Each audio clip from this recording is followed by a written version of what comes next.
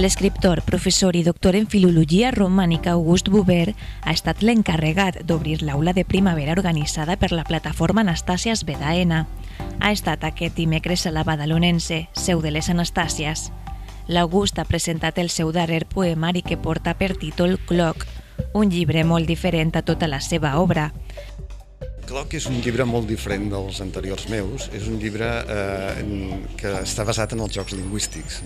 Aquí quan es parla en poesia de jocs lingüístics sempre es pensa en el grup francès de l'Oulipo, que ara deu fer uns 50 o 52 anys, va reunir un grup de matemàtics i poetes francesos i consistia això, en posar-se traves, a dir, farem un poema en què les paraules comencin totes per aquesta lletra, per exemple, coses d'aquestes.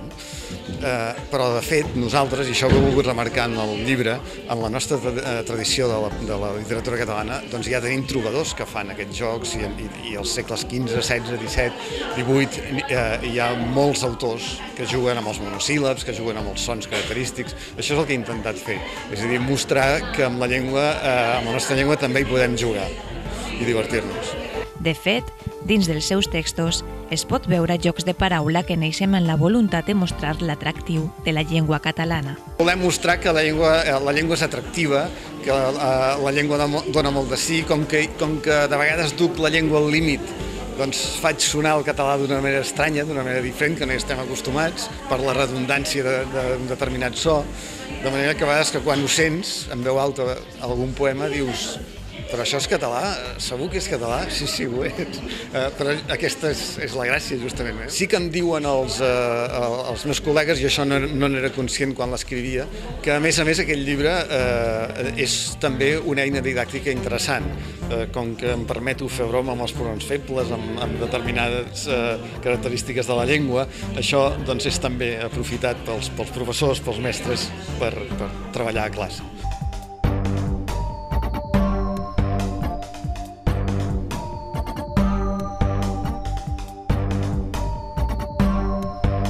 L'aula de primavera continuarà avui dijous a les 6 de la tarda amb la xerrada de la Maria Antònia Pujol, amb una conferència que porta per títol Juliana Morell, una dona del Paranimf de la Universitat de Barcelona.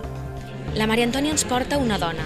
La Maria Antònia ens descobrirà qui és la Juliana Morell. La Juliana Morell és l'única dona que hi ha al Paranimf de la Universitat de Barcelona. Només donaré una pista, perquè és interessant que vingueu a escoltar-la. La Juliana Morell va ser una humanista molt important de Barcelona. I la Maria Antònia ens parlarà d'ella i, a més, ens parlarà de la seva tasca com a investigadora des de la vessant pedagògica.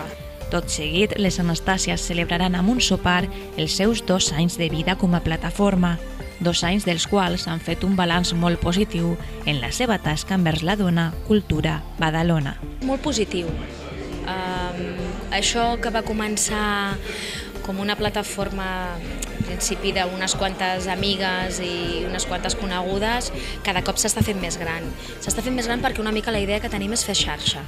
Tenim contacte amb altres dones d'altres poblacions, hem fet alguna trobada, hem fet trobada amb dones de Maresme, hem fet trobada inclús dones de Badalona, de Sant Roc, dones que a més no són originàries de la nostra cultura però que estan totalment integrades a la nostra cultura, i és una mica la línia, el nostre leitmotiv que sempre diem, dona, cultura, Badalona.